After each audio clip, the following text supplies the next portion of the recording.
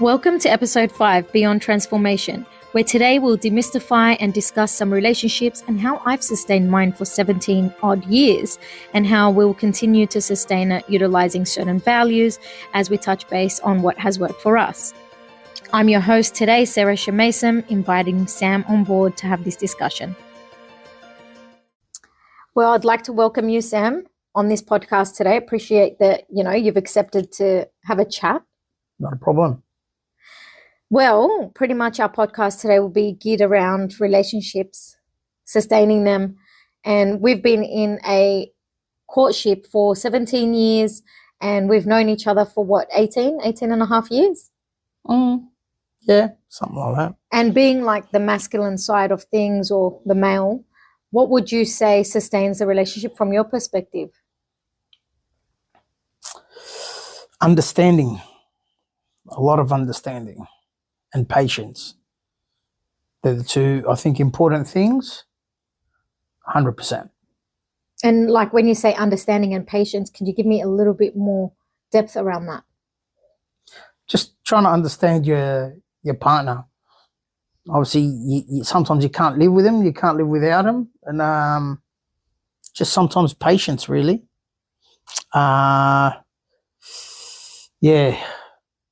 Patience.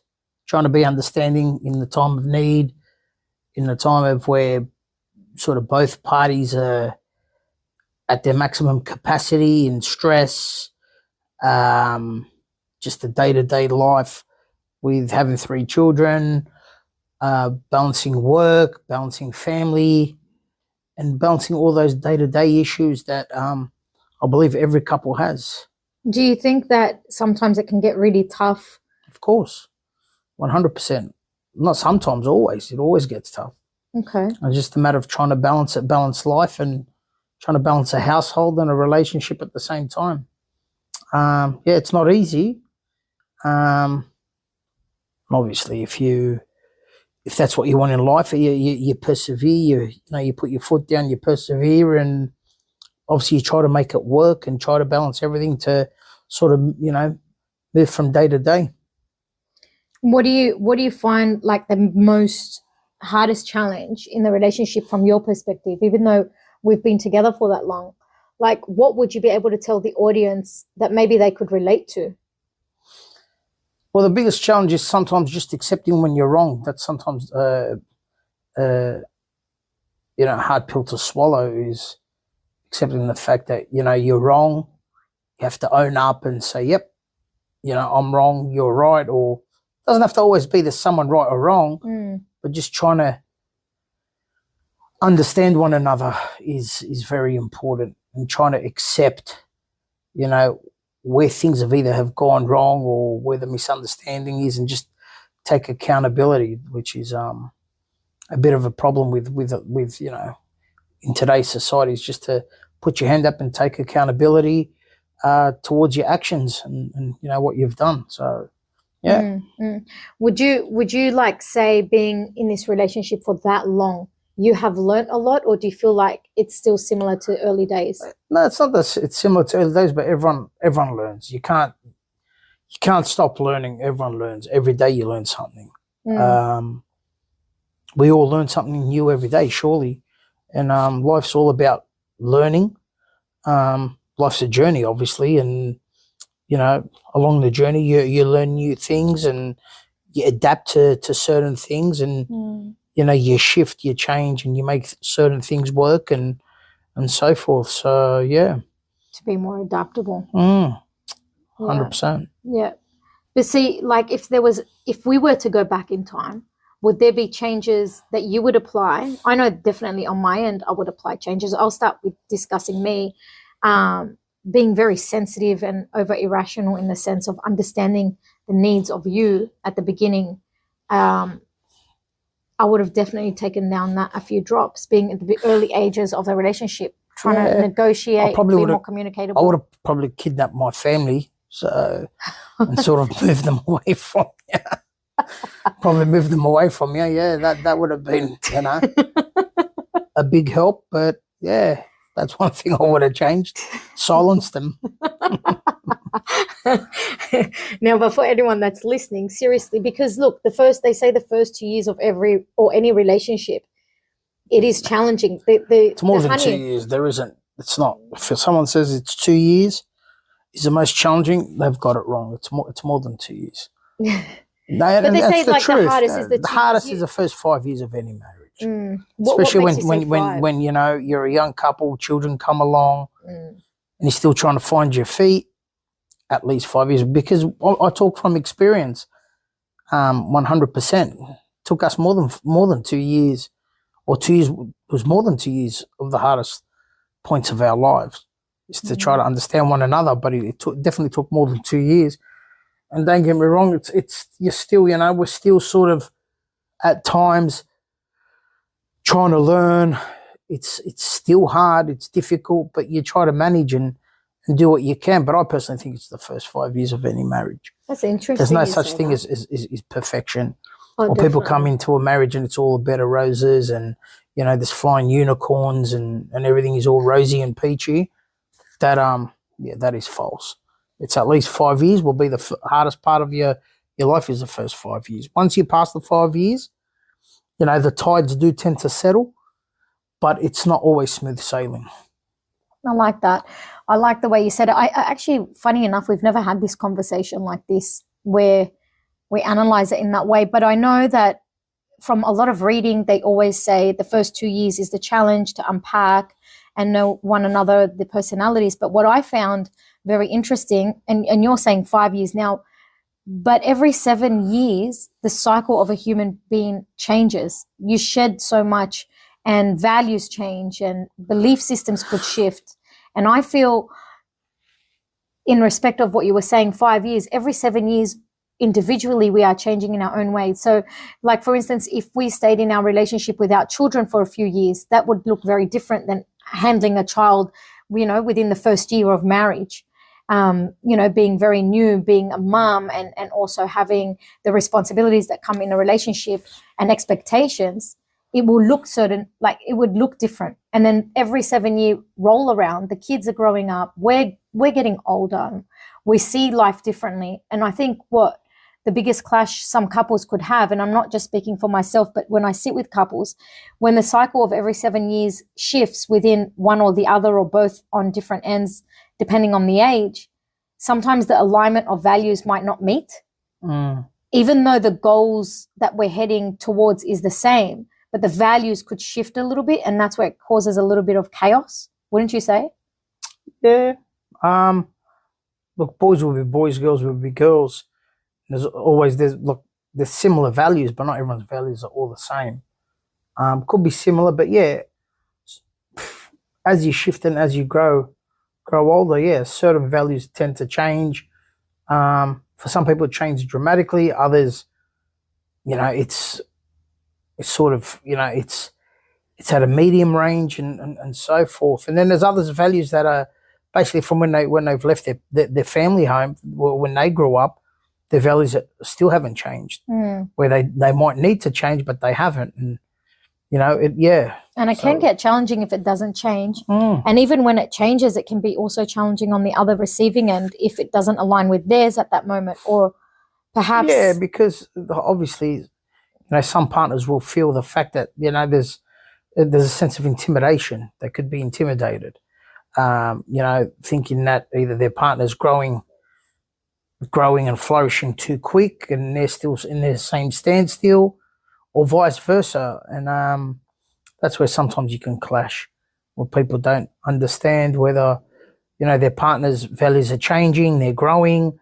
certain things aren't the same again, or the same as before. And then, that leads to all sorts of problems. See, if you were at the crossroads of that shift and one partner was growing more rapidly than the other and there's values changing and no longer aligning, what would you suggest to someone that's listening today? How would they deal with it? Look, values need to be similar. They need to be very similar, especially in a household. You can't have one parent or one family member with certain values and then the other's values are sort of way off. Can you give an example of that? They need to balance each other. So let's just say, one parent, they don't like, let's say, swearing. where the other parent has the occasional, swear word and so forth, or in front of the children and whatnot. One parent might not mind, the other does. At the end of the day, that's something where you need to work at it together, where your values are aligned as best as possible, so that way you minimize any issues or any further issues down the track. As for one of the couple, let's say, are growing, there's nothing wrong with that. If the other partner doesn't want to grow at a certain pace as his partner, at the end of the day, that's fine, as long as they support that and they basically push their partner to succeed and push them for further, push them to succeed in life. There's no problem, but you got to be understanding. You got to be almost at the same level as value, like level of value together, or have an open mind and obviously you'd need to wish your partner every bit of success and you'd need to support them. Would you say, just in saying that, like, if their values are sort of shifting but they're still similar and someone's growing a little bit more rapidly than the other and the other one chooses not to grow or for whatever their reasons and they're happy where they're at, would that cause a clash or a separation along the journey? It shouldn't, because if both parties are understanding towards one another, then it shouldn't be an issue. But if one person, again, goes back to values, if one person's values is we all need to grow together, and then the other one's like, no, like they're totally the opposite, you're going to clash. But if you respect one another's sort of opinion on how they're growing or what they want to do in life, and your values are aligned, are similarly aligned, then there shouldn't be any issues. But values need to be very similar. Would you like, for the men that might be listening to this podcast today, what pieces of advice would you give a male to male, that they could maybe take on board today if they haven't already applied that in their relationship, or maybe a relationship they haven't even opened up yet? Look, similar values and understanding is probably key, and obviously a large dose of respect for your partner and so forth. And it goes both ways, male, female, male, doesn't matter. You just need to be on board, and that's where it's at. Like, if you really, want to have a smooth sailing and invest in a relationship, those are your key points. You need your values to align. You can't sort of, let's just say, you can't be living in New York and then you want to live in New York and then your other partner wants to stay in the Bronx. That doesn't happen in life. You need to have similar values. You know what I mean? You need to set, or if you have values from your upbringing, once you come together, you need to be aligned with your partner. I was thinking or of it that. It won't work. Yeah. Look, I agree. I was thinking of even that you're saying from let's say from your upbringing. My theory is, because I notice when I deal with couples, not everyone actually knows what their values are. And I find that more so with some women that have come from heavy trauma, or males that carry the ego more at the forefront of their life. And what tends to happen, they don't understand what the deeper levels or layers are of values or belief systems that they might have collected weren't even theirs. It came from family, could be culture, could be religious values, could be the environment or schooling, could be many factors involved. And my theory would be, you would need to check in with yourself, do some self-assessing. What do you really want? Who are you in that process, in that now? Don't worry about who you might be in the 7-year loop or 5-year and every decade. More focus on what's the outcome that you want from this relationship.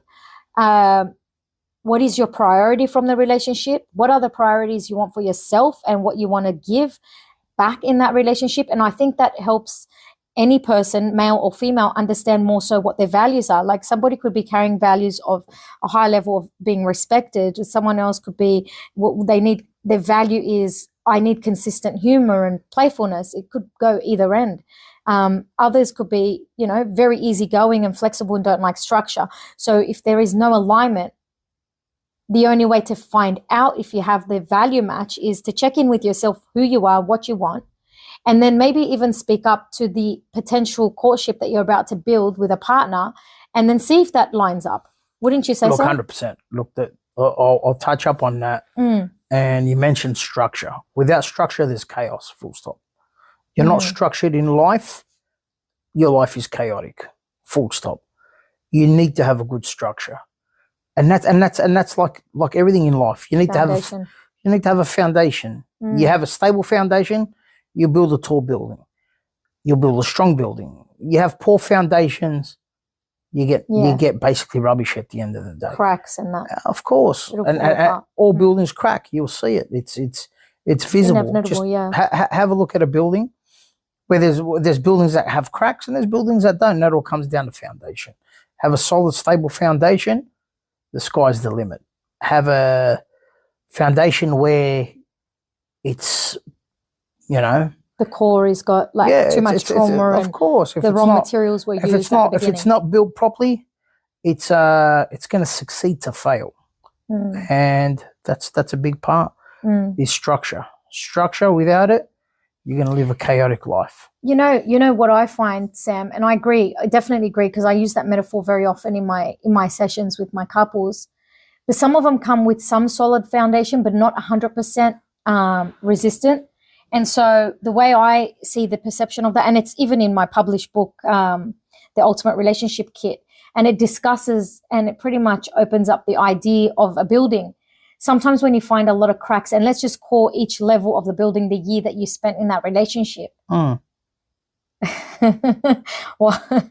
and what tends to happen if we have a bit of a breakage in there, my theory is you got to scaffold the whole building and just work on that one particular area to clean it up. But while it's in that scaffold, I also believe that you could line up more materials around the foundation and re-dig that up a little bit deeper and clean out the core, so that when you're refixing the structure at the top, it doesn't collapse over the few decades 100%. Or years ahead. Wouldn't you say so? 100%. And you'd need to maintain it. Yeah. So there'd be maintenance. You'd have to maintain it. 100%. It's just like a vehicle. You don't maintain it, it's going to fail you. You maintain it, it'll take you forever. It'll take you everywhere. And it's the same thing. Relationship, obviously, you got to build a structure. You got to build a strong foundation. You got to maintain it, and you move forward in life. And it's not simple, but it's doable. And obviously, there's always challenges along the way. I think with the challenges, the main thing is, and the main part of this topic, when you think of challenges when it comes to relationships, is just to be very open. Be open to receive. Back to how we started. Yeah, back to how we started. Understanding and patience. Yeah. Very two most key factors in a relationship. Yeah. Obviously, with as well forming a solid structure, aligning on similar values. Holding a very high level of respect. Of course, which comes back down to values. I'm sure, none of us like to be disrespected, and that's a certain part of our values, and you need to have similar values. It's that simple. What would you say would make the relationship last a long time, not just with what you've said, but in different areas, in the sense where when you invite the more easygoing things like the playfulness or humor, what would you say would enlighten the relationship to keep it flourishing and keep that variety? Understanding each other's needs, and basically just being open-minded. Would you apply something else? And having an open ear to your partner and listening. Listening. Yeah, I feel that there could be more. Like, you could add more value in the relationship, in the sense where getting a bit more playful, being more humorous, and taking things lightly every now and then. Not everything is so rigid. And taking things lightly is the main one. Like, sometimes we just don't stop to sort of see that we need to take things lightly. Come down a gear. Gear back down to just reflect. To third or second gear, and come back down to earth and reflect on what's going on, and how things can be sort of changed, tweaked, and sort of, put in a better way. Moving forward, what did you find Or what would you apply moving forward in the next, I don't know, 10 years of our relationship the most? What do you want to see more of even? Oh, I don't know. Sometimes I don't think that I don't Is think that like a male thing? Yeah, the majority of males, I guess, are like that. Day to day? Yeah, day to day. It's like a trick question right now, isn't it? Right now, yeah, it's sort of towards the end of the day, it's like knock-off time, so the mind tends to float a little bit.